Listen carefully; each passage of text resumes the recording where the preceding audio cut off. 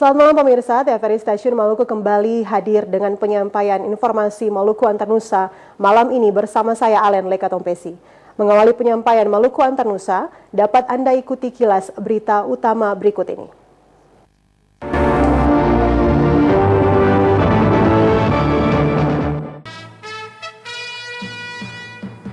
Arus balik di Pelabuhan Yosudarso Ambon terpantau padat.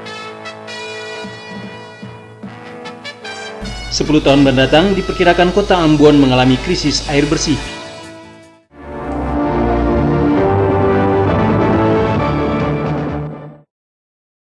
Demikian berita utama malam ini dan kini kita ikuti berita selengkapnya.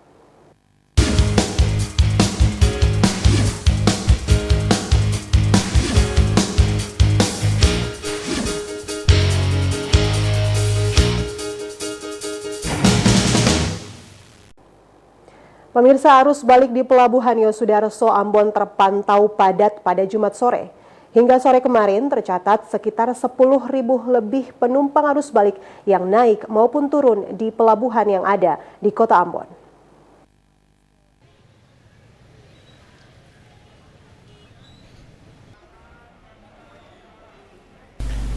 Penumpukan penumpang arus balik di Pelabuhan Yosudarso Ambon telah terlihat 3 jam sebelum kedatangan KM Dorolonda dari Bitung dan Ternate sekitar pukul 18 sore kemarin. Arus balik ini akan menumpangi KM Dorolonda tujuan Pelabuhan Namlea, Bau-Bau, Makassar, Surabaya, dan Tanjung Priok serta Kijang. Mereka menempati area pelabuhan dan ruang tunggu penumpang menanti ribuan penumpang dari Ternate dan Bitung yang turun dari kapal. Kedatangan KM Dorolonda dari Ternate mengalami keterlambatan sekitar 3 jam. Sesuai jadwal, KM Dorolonda menyinggahi Pelabuhan Yosudarso Ambon pada pukul 15.00 waktu Indonesia Timur, namun kapal baru tiba sekitar pukul 18.00. Petugas Pelni dan aparat keamanan memeriksa dengan ketat tiket setiap penumpang. Hal itu untuk menghindari penumpang gelap naik ke atas kapal. KM Dorolonda meninggalkan Pelabuhan Yosudarso sekitar pukul 21 waktu Indonesia Timur. Padatnya penumpang Pelni pada Jumat sore itu diperkirakan menjadi puncak dari arus balik di Pelabuhan Yosudarso Ambon tahun ini. Hal itu dikarenakan kapal Pelni baru akan menyinggahi pelabuhan ini pada tanggal 3 dan 4 Juli nanti. Data dari posko terpadu di Pelabuhan Yosudarso Ambon, sejak tanggal 26 Juni hingga hari ini sekitar 10.000 lebih penumpang arus balik melalui Pelabuhan Ambon. Dalam 2 pekan terakhir tidak ditemui hal-hal yang dapat mengganggu keamanan dan kenyamanan arus mudik maupun balik lebaran. Nahrum dan Hamzah Tomia melaporkan. Mengisi libur Lebaran, Talaga Beach, salah satu lokasi wisata di Namlea, Kabupaten Buru, menjadi tempat favorit untuk dikunjungi. Pesona alam yang eksotis membuat para pengunjung dapat berfoto bersama keluarga dan pengunjung pun bisa menikmati aneka jajanan yang dijual di sana.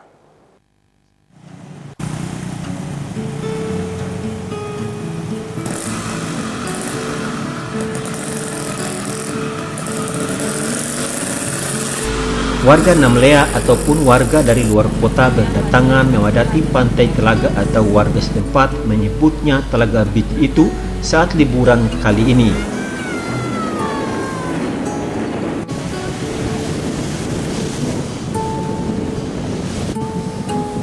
Berenang bersama sanak keluarga atau sekedar bermain pasir di tepi pantai menjadi aktivitas pengunjung lokasi itu.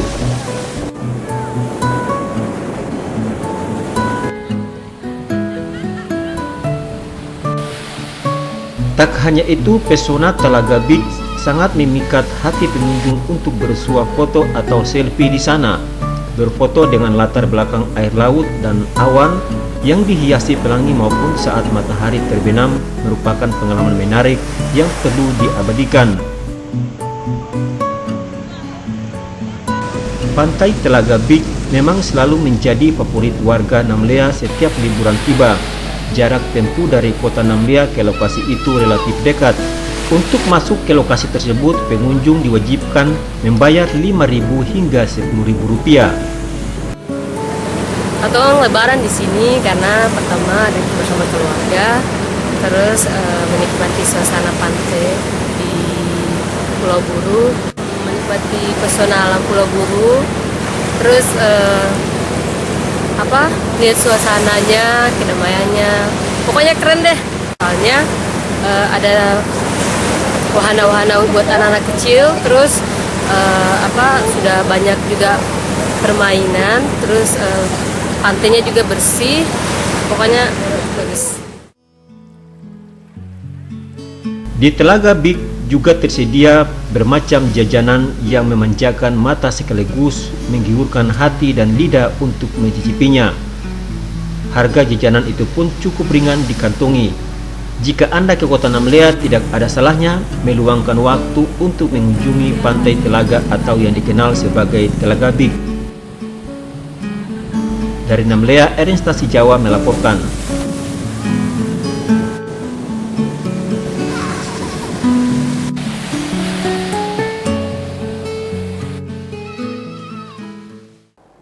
Dalam sepekan terakhir, speedboat dari arah Wayame, Kota Jawa maupun Rumah 3 sepi penumpang. Padahal sehari-harinya speedboat untuk ketiga jurusan itu sangat ramai. Sebagian warga memang lebih memilih menggunakan speedboat dibanding angkot karena lebih cepat.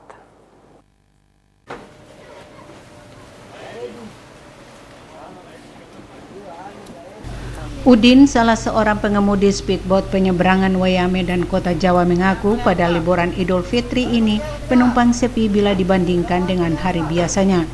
Untuk hari biasa, speedboat yang dikemudikannya menyangkut hingga 16 orang saat siang hari, sementara pada waktu malam dibatasi hingga 10 orang. Waktu tunggu atau mengantri penumpang pun relatif lebih cepat, sekitar 20 menit. Namun selama seminggu liburan Idul Fitri ini, waktu tunggu jauh lebih lama, sekitar 1 jam. Itu pun jumlahnya tidak cukup atau tidak sesuai daya angkut. Biasanya para penumpang meminta pengemudi speedboat untuk segera menjalankan perahu mereka. Di samping itu, mereka pun tenggang rasa dengan pengemudi speedboat lainnya. Di tempat terpisah, Suaib, pengemudi speedboat, mengaku akibat liburan ini pendapatannya berkurang. Liburan? Ada sedikit sepi. Oh, sepi. Kalau normalnya gimana? Nanti Kapan? mungkin tanggal 3 hari ini baru ramai kembali. Yanti, pengguna jasa speedboat, mengaku lebih suka menggunakan jasa transportasi speedboat setiap beraktivitas karena selain cepat, ongkosnya juga cukup murah. Untuk masyarakat umum Rp5.000, sedangkan pelajar dan mahasiswa Rp3.000. Diperkirakan penumpang speedboat di Teluk Ambon akan kembali normal pada Senin pekan depan atau setelah libur Lebaran. Aktivitas perkuliahan maupun perkantoran yang normal kembali akan menggairahkan lagi laju speedboat di Teluk Ambon. Rahmalatu Konsina dan Minggus Noya melaporkan.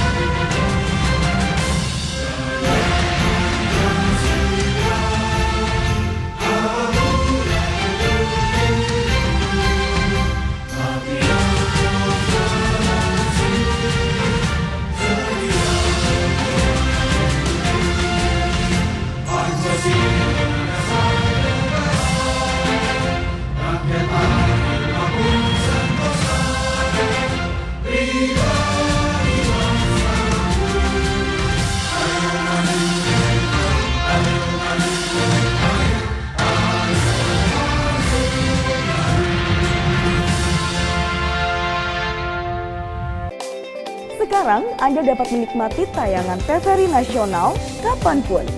Juga Anda dapat menikmati tayangan dari daerah asal Anda dari 29 stasiun daerah di seluruh Indonesia, dimanapun. Seru kan? Yuk kita streaming. Anda hanya tinggal mendownload aplikasi TVRI Live Streaming di gadget Anda melalui Google Play Store bagi Anda pengguna Android dan App Store bagi Anda pengguna iPhone. Anda juga bisa langsung mengaksesnya lewat website www.tvri.co.id/live.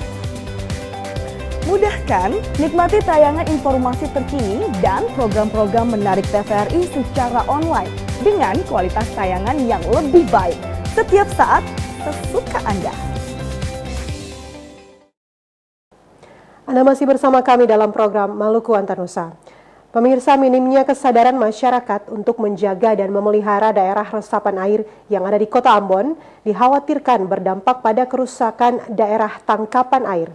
Kerusakan daerah resapan air sangat terasa dengan terjadinya musibah banjir saat musim penghujan hingga penurunan debit air saat musim kemarau. Pentingnya menjaga kelestarian daerah resapan air sudah saatnya digencarkan agar musibah banjir dan kekeringan tidak melanda Kota Ambon di masa yang akan datang.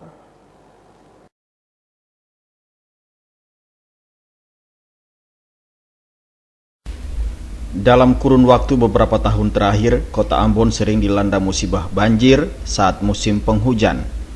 Genangan air hingga gerusan air bandang sering terjadi di beberapa lokasi rawan. Bukan itu saja, keadaan berbalik saat musim kemarau panjang, di mana beberapa daerah aliran sungai di Kota Ambon terlihat mengering atau mengalami kedangkalan.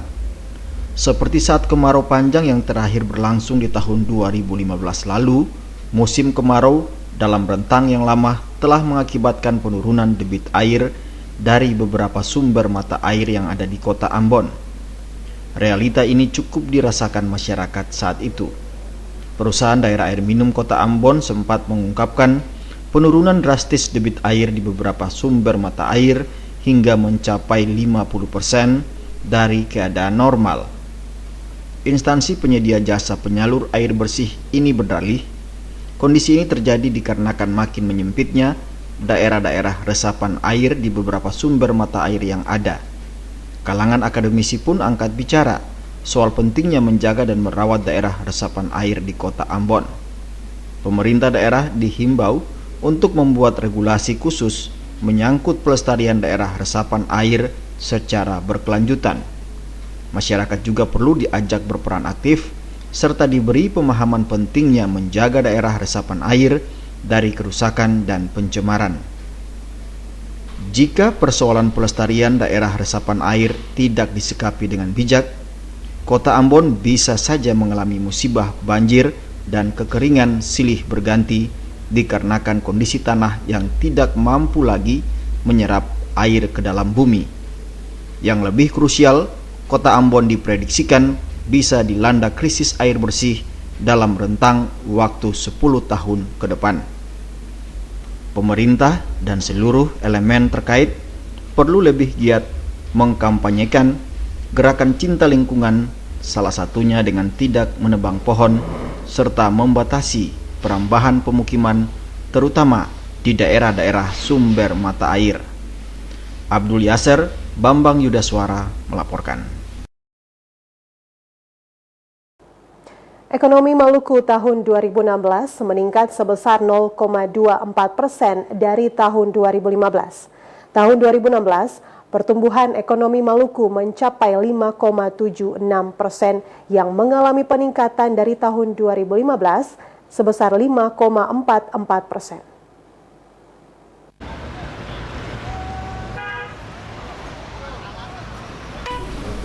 Pertumbuhan ekonomi Maluku pada tahun 2016 sebesar 5,76% berbanding lurus dengan peningkatan kesejahteraan masyarakat. Tahun 2016, tingkat kemiskinan di Maluku mengalami penurunan sebesar 0,1% bila dibandingkan dengan tahun sebelumnya. Tahun 2016, tingkat kemiskinan turun dari 19,36% menjadi 19,26% pada tahun 2015. Perbaikan juga terjadi pada angka pengangguran terbuka. Tahun 2015, angka pengangguran terbuka di Maluku mencapai 9,93%. Angka ini turun menjadi 7,05% pada tahun 2016. Itu berarti terjadi peningkatan serapan tenaga kerja selama 1 tahun sebesar 2,88%. Terjadinya perbaikan ekonomi, kesejahteraan dan pengurangan angka pengangguran sebagai gambaran membaiknya kinerja pemerintah selama 1 tahun anggaran. Pemerintah dalam 1 tahun anggaran melalui APBD mengucurkan program pemberdayaan masyarakat untuk meningkatkan ekonomi mereka. Penegasan tersebut disampaikan Gubernur Maluku Said Assegaf dalam laporan keterangan pertanggungjawaban terhadap pelaksanaan APBD tahun 2016 dalam rapat paripurna DPRD Maluku pekan lalu. Pada tahun 2016, serapan APBD Maluku mencapai 91,96% atau 2,57 triliun rupiah dari alokasi anggaran sebesar 2,79 triliun rupiah. Sementara realisasi pendapatan mencapai 94,28% atau 2,54 triliun rupiah dari target sebesar 2,74 triliun rupiah. Julius Padaunan dan Bambang Yudaswara melaporkan.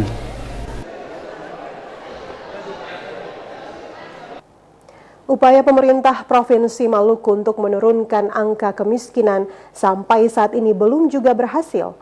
Disebut-sebut hal itu diakibatkan belum adanya sinergitas program pengentasan kemiskinan yang dilakukan di lingkup SKPD Provinsi Maluku. Angka kemiskinan Maluku saat ini mencapai 19,21%. Hal itu yang menyebabkan Maluku masih berada pada urutan ketiga nasional provinsi yang termiskin di Indonesia. Berbagai upaya telah dilakukan untuk menurunkan angka kemiskinan daerah ini, namun penurunan yang dicapai belum begitu signifikan. Hal itu diakui Ketua Tim Penanggulangan Kemiskinan Maluku, Said Sahuburua. Menurut Sahuburua, pemerintah Provinsi Maluku bekerja sama dengan Umpati Ambon sementara mencari model yang tepat untuk diterapkan guna menurunkan angka kemiskinan di Maluku. Tim Umpati akan diturunkan ke seluruh kabupaten kota guna melakukan survei. Dari hasil survei tersebut nantinya akan dibuat model program yang strategi dalam upaya menurunkan angka kemiskinan. Kita ingin cari model apa yang paling tepat untuk menurunkan tingkat kemiskinan ini. Karena dari hasil kerja kita kerja sudah cukup.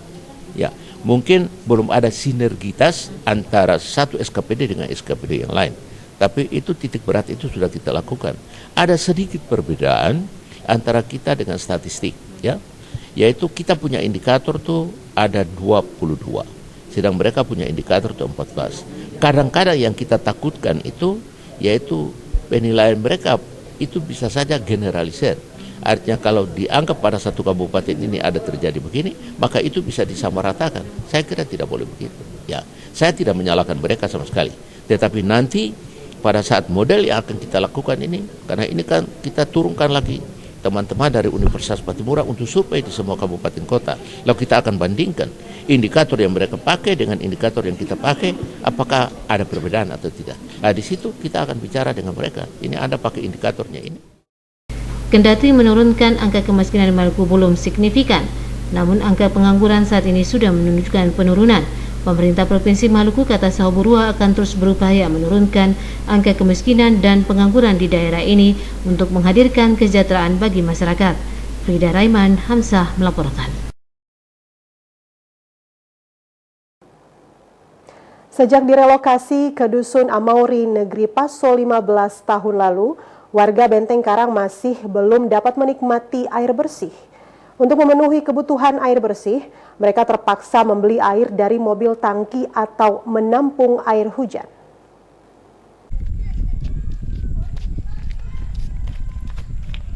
Fasilitas air bersih bagi warga Benteng Karang, Amauri, Negeri Paso menjadi dambaan sejak lama. Sejak mereka direlokasi dari lokasi pengungsian ke Amauri 15 tahun lalu, mereka belum memiliki fasilitas air bersih yang memadai. Sejumlah LSM pernah membantu, namun fasilitas itu terlanjur rusak sebelum warga sempat menikmatinya. Untuk memenuhi kebutuhan akan air bersih, warga setempat membeli air dari mobil tangki dengan harga cukup mahal atau berharap hujan turun dan airnya mereka tampung di wadah yang disediakan. Beli di auto. Beli di auto. Beli di auto baru ketong minum. Terkasih orang lain minum airnya, kalau ketong saya ada uang ini minum air kotor sah. Untuk sementara sampai sekarang masih sebagian besar yang beli dengan satu per drum itu 10 sampai 12 ribu. Ketua Majelis Jemaat setempat Pendeta Abner Latue mengatakan berbagai upaya telah dilakukan termasuk meminta bantuan kepada pemerintah daerah dan DPRD. Namun hingga kini hal itu belum juga terrealisir. Ya, setelah kami datang di Jemaat Benteng Karang ini ada temuan-temuan yang luar biasa memang yang sifatnya harus kita ambil langkah, yaitu soal air bersih. Nah, air bersih di tengah-tengah masyarakat Benteng Karang ini menjadi persoalan yang sudah cukup lama, ya kurang lebih 15 tahun ini setelah pemukiman ini ada. Nah, karena itu kami berharap ketika kami berupaya untuk pihak-pihak tertentu untuk bisa memberikan perhatian, karena air bersih merupakan kebutuhan dasar buat masyarakat yang ada di tempat ini dan tentu juga di tempat-tempat yang lain. Hamzah Tomia melaporkan. Kita beralih ke informasi selanjutnya. Pemirsa, memburuknya cuaca beberapa waktu terakhir mengakibatkan para nelayan di Bula dan sekitarnya takut melaut. Hal itu berpengaruh terhadap pendapatan nelayan dan pasokan ikan segar di pasar Bula.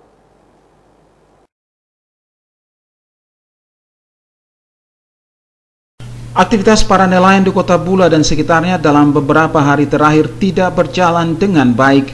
Hal ini diakibatkan buruknya kondisi cuaca di sana. Tingginya gelombang di perairan daerah itu serta angin yang kencang membuat para nelayan memilih mengurangi jadwal melaut karena khawatir keselamatan mereka saat melaut. Para nelayan di Dusun Tanjung Negeri Administratif Sesar, Kecamatan Bula misalnya, mereka harus mengamati kondisi cuaca secara baik sebelum melaut. Mereka mengakui kondisi ini turut berpengaruh pada pendapatan mereka sehari-hari. Ketua Koperasi Nelayan Mandiri Dusun Tanjung, Sarlan, mengatakan saat cuaca buruk hasil tangkapan mereka menurun. Menurutnya pada kondisi cuaca normal, setiap nelayan dapat memperoleh penghasilan lebih dari 1 juta rupiah dari hasil penjualan ikan sekali melaut.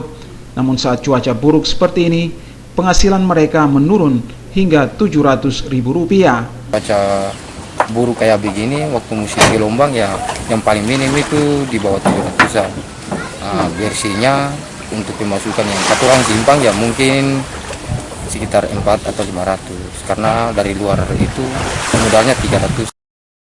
Akibat kondisi itu pasokan ikan di pasar tradisional Bula juga berkurang. Sebagian warga kota Bula memilih membeli ikan secara langsung dari nelayan di Dusun Tanjung. Ada pula warga yang terpaksa pulang dengan tangan kosong karena ikan yang hendak dibeli sudah habis. Dari Bula, Seram bagian timur, Mansur Boynau melaporkan. Pembangunan pemukiman pada kawasan tidak layak huni seperti lereng gunung dan bantaran sungai berisiko terhadap bencana alam. Untuk itu pemerintah Kota Ambon berencana membangun rumah susun bagi warga agar tidak lagi mendirikan rumah pada kawasan-kawasan risiko bencana. Dampak dari bencana alam yang terjadi di Kota Ambon selama kurun waktu 4 tahun ini tidak sedikit menelan korban jiwa maupun harta benda. Warga yang mengalami bencana adalah mereka yang mendiami lereng-lereng terjal maupun sepanjang bantaran sungai. Kondisi ini sering terjadi pada musim hujan dengan intensitas yang tinggi. Warga yang mendiami lereng gunung sering mengalami longsor akibat kontur tanah yang tidak solid. Sementara yang mendiami bantaran sungai diperhadapkan dengan banjir akibat luapan air. Kondisi ini mendorong pemerintah untuk menyiapkan rumah susun bagi warga kota berekonomi lemah yang tinggal di kawasan rawan bencana tersebut. Yeni, warga Batu Gantung, mengapresiasi pembangunan rumah susun ini untuk membantu warga kota terhindar dari ancaman bencana. Menurut Yeni, sudah saatnya pemerintah menyediakan rusun di tengah kondisi kota yang sudah semakin padat. Bikin rumah susun kan pasti ketong setuju saja, ya yang terbaik lah buat masyarakat, toh. Nah, gitu saja. Kan bagaimana ibu-ibu setuju? Sementara salah seorang warga RT 001 RW 01 Kelurahan Wainitu, N. Ali Dasil mengaku pembangunan rusun hanya membatasi upaya renovasi sebuah hunian ke depan. Jika tinggal di rusun, warga tidak bisa memperluas rumah karena dibatasi dengan kondisi bangunan yang bertingkat. Kami akan membangun rumah susun, tapi kami tidak setuju karena akan berpikir bahwa pada suatu waktu kami akan bisa membangun sendiri ke atas, tapi juga dengan adanya bantuan yang ada sekarang ini, dulunya rumah kami tidak layak, makanya sekarang ini sudah baik, dan kami tidak perlu lagi untuk rumah susun itu karena memang sudah layak tinggal. Pemerintah merencanakan pembangunan rumah susun dengan menentukan 2 lokasi, yakni pada kawasan TPU Batu Merah dan reklamasi Talake. Dari 2 lokasi ini akan ditentukan salah satunya untuk pembangunan rusun. Pembangunan rusun disesuaikan dengan sulitnya ketersediaan lahan di Kota Ambon. Melki Latusaule, Sarles Bolaman melaporkan.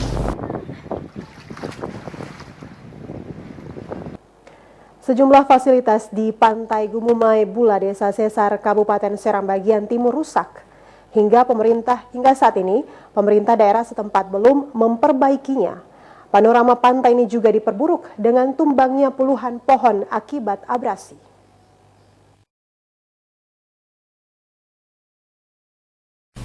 Keindahan pantai Gumumai di Desa Sesar, Kecamatan Bula, Kabupaten Seram bagian timur terganggu dengan rusaknya sejumlah fasilitas di pantai ini. Sejumlah rumah yang dibangun sebagai tempat bersantai para wisatawan di pantai Gumumai telah rusak. Rerumputan pun menjajar di sekitar bangunan tersebut sehingga terkesan tidak terurus. Padahal bangunan tersebut merupakan sarana penunjang pengolahan wisata di Kabupaten Seram bagian timur, terutama di pantai Gumumai. Selain fasilitas yang rusak, saat ini puluhan pohon di pantai yang menjadi tempat wisata favorit Warak, Bula, dan sekitarnya itu tumbang akibat abrasi. Kondisi tersebut makin memperburuk pemandangan di pantai tersebut. Olehnya itu, pemerintah diharapkan segera menata kembali pantai Gumumai sehingga semakin diminati para pencinta keindahan alam. Dengannya, pendapatan daerah yang bersumber dari sektor pariwisata dapat meningkat. Sebelumnya, Kepala Dinas Pariwisata, Pemuda dan Olahraga Kabupaten Seram bagian timur, Jainal Fanat, mengatakan saat ini pihaknya sedang berupaya serius menata semua lokasi wisata di daerah ini. Salah satu langkah yang saat ini dilakukan adalah menyiapkan sumber daya manusia yang memiliki keahlian di semua bidang yang mendukung upaya pengelolaan potensi wisata. Pihaknya juga berencana melakukan studi banding di sejumlah daerah yang telah sukses mengelola potensi wisata. Dengannya diharapkan berdampak positif bagi pengembangan pariwisata di Kabupaten Seram bagian timur. Dari Bula, Seram bagian timur, Mansur Boinau melaporkan.